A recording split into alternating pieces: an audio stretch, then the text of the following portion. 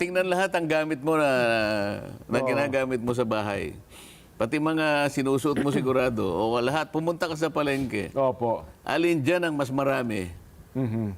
Hindi ba China? Oo. Ay, ano kinatatakutan mo doon? So, hindi mo marireconcile ngayon. Kahit ano pang gawin mo, ang daming ginagawang mga batas na itaas natin ang parusa sa mga agricultural smugglers. Opo.